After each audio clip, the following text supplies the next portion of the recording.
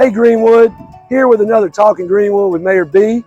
We're here talking about history today.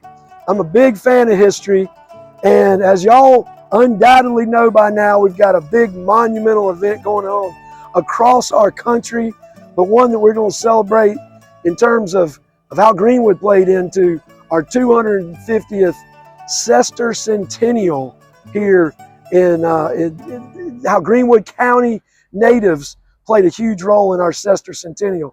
With me today, I have the chairman of the Greenwood County 250 Committee, my old high school teacher, Mr. Chip Tinsley. How you doing? I'm doing good, Mayor. How are you doing? I'm doing well. Mr. Tinsley, it's always hard for me to call him Just Chip. There you go. That's good. But Chip, you and your team have been. This isn't something that y'all just started working on now. The festivities and the commemorations have been planned for a while now. Am I right? We've actually been working in Greenwood, I think at the end of 2022. Kelly McWhorter, who's actually works out of this building pretty soon down the street for Discover Greenwood, is the co-chair and helps us out. We have a team throughout Greenwood County, and we've been working to try to tell stories, mark places, try to create some events in Greenwood County. We've worked with former Mayor Floyd Nicholson, who's helped us with some. Bill Davies, who grew up in Greenwood, who's on the state commission for the Sestercentennial Committee in South Carolina. So we've been working from that beginning in 2022, and now we're in 2026. Obviously, July 4th is the beginning of the Sestercentennial. A lot of people think July 4th, 26 is the end, but it's only the beginning because that's when it started. And around here in Greenwood and in South Carolina, we go until 2023. So we're just beginning, we're just starting. 2033. 2033. Excuse me, I said yeah. 2023. 2033, we'll be continuing this story here in Greenwood and in the upstate, which was the back country of the old 96 district. And we've got such, not to discount the history in other places, but we've got such a unique story to tell here in Greenwood County. We do. The back country was really where the Southern campaign came along and, I mean, really changed here. Well, the revolution was won in backcountry South Carolina.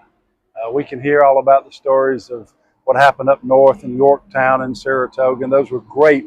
But in the backcountry of South Carolina, in 96 district, Lawrence district, Lawrence County, for example, had over 14 Revolutionary War battles just in Lawrence County. Wow. If you ask people that, they have no idea.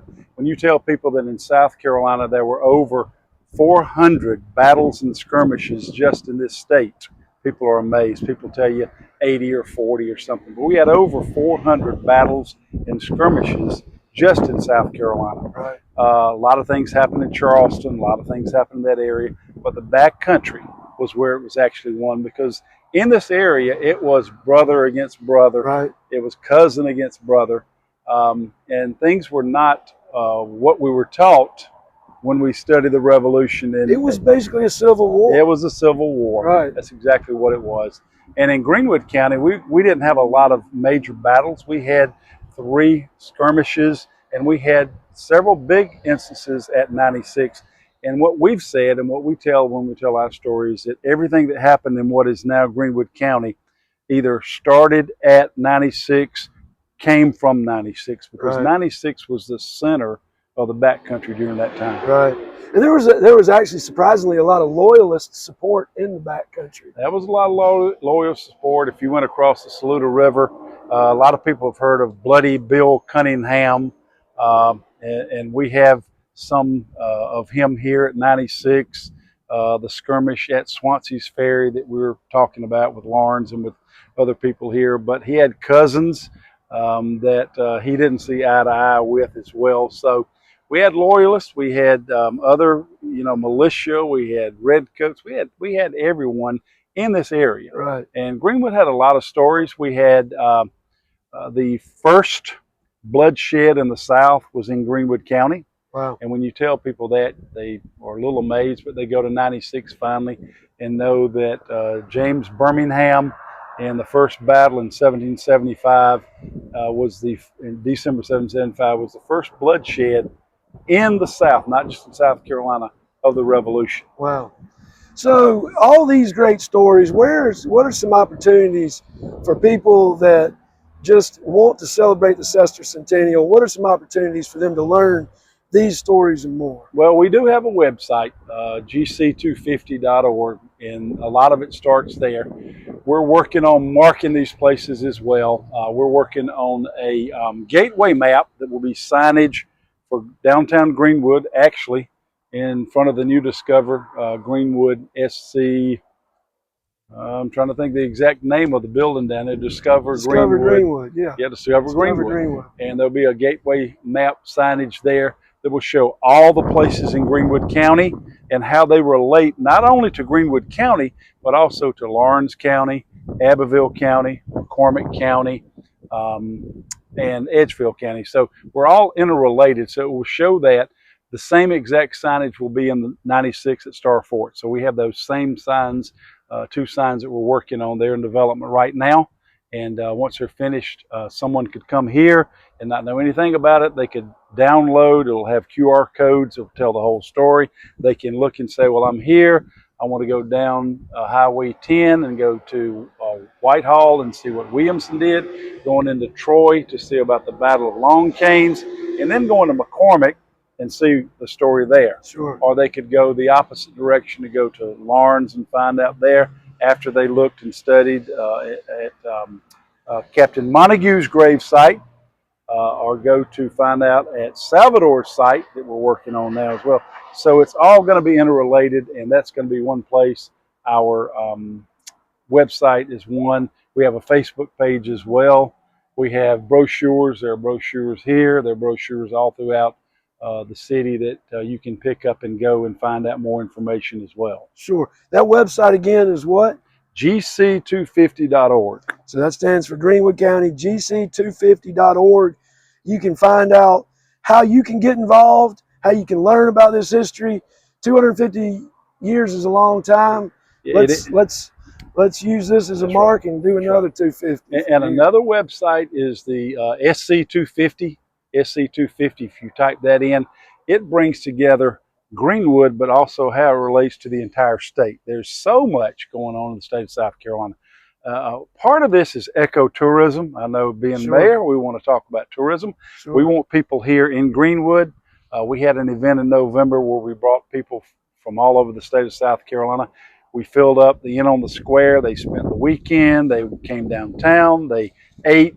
But they also got out and went to the little places like to Hodges and to Troy and to Promised Land. They spent money. That's part of that ecotourism deal, getting off of the interstates and getting into the little areas. And Kelly handles a lot of that. Speaking of Kelly, Kelly's walked out to see how we're doing, and helping us in many areas. So we've Discover Greenwood, Miss Kelly McWhorter, who's doing all of the areas behind the scenes with the tourism. And that's what we were just talking about, Kelly, the tourism piece of what we're doing with the 250. So you can see that on the SC250 website. It's a great website. Also, the Battlefield Trust, there's an app. You can go to the app. McCormick, McCormick's on there, but the 96 National Historic Site is on there. So you can be at home and say, well, I can't get out to these places.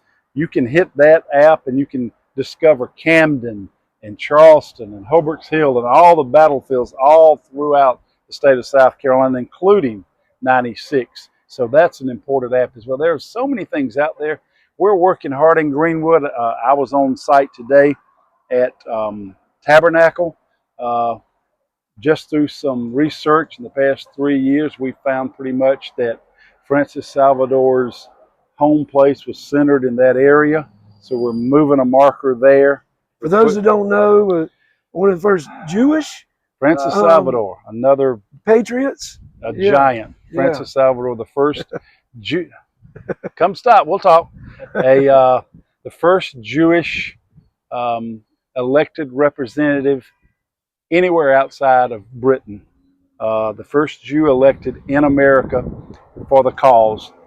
He died at the Battle of Seneca outside of Clemson and became the first Jewish soldier in America to die in the American Revolution. And his home was right outside of Tabernacle in Cokesbury area.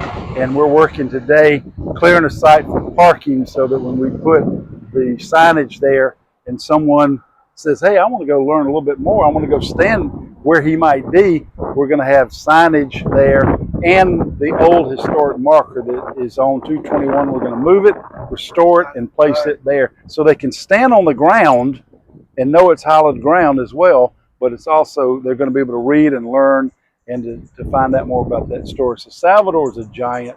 Yeah. Andrew Williamson.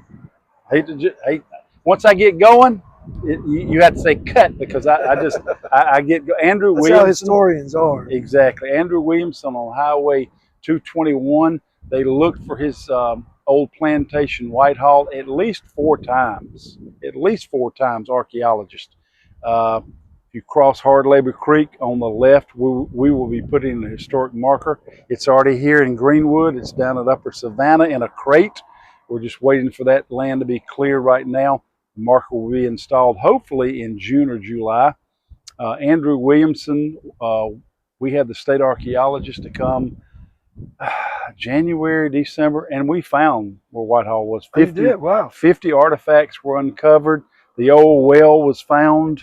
And now at some point we'd love to get big money and do a true archaeological dig and find the exact spot where the home was. So we've had a lot of success. We've had a lot of people that have partnered up with us.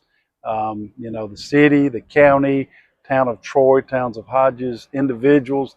We've had people that have given money and said, I don't want anyone to know about it. I just want to help this out. So this is the best kind. A lot of supporters and a lot of things we're working on. We continue, as we said, if someone out there sees this and says, oh, Lord, I don't want to listen, but I want to help, we need help. We want help. We're still looking for helpers and people that want to be a part of this because, once again, this story doesn't end.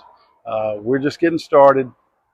96 National Historic Sites having their 50th birthday party August 22nd. It became a National Historic Site 50 years ago this year. That is a giant story. And we want to help them and make that a great story. 1783, the second battle there. So we're coming up on their 250th anniversary of that battle later. So we got some time to prepare for that as well. So that's exciting. A lot going on. Man, I tell you, there's not a shortage. And perhaps this can spark the history curiosity in some of our youth around here. And starting next Monday for the next 4 Monday nights in a row, Monday the 8th, 15th, 22nd, and 29th, we have a speaker series at 5:33, and it's local. Andrew Williamson in Whitehall by Wade Harrison. Ed Poliakoff, who's coming up from Columbia, will be speaking on Francis Salvador and Corn Acre. We have Rick Morris will be coming to speak on the old 96 district and all the events here. And we have a speaker coming from the old Edgefield district who will be coming to speak on Fort Charlotte and 96 and that relationship, which is an astounding. She's done, Tanya Guy has done about a 18-part series for Old Edgefield Genealogical Society. So she's going to come and share. So come, bring kids, bring older people. It's free, open to the public. We would love to have you. The museum would love to have you for the month of June. Well, Chip, thank you for all y'all do to keep the history alive. We hope at the 500th celebration that our descendants are continuing to tell this story and other stories. But come learn about all the untold stories of how brave folks from Greenwood County helped turn the tide of the war some 250 years ago. Chip, appreciate all you do. That's right. That's right. The shirt says it all. There we go.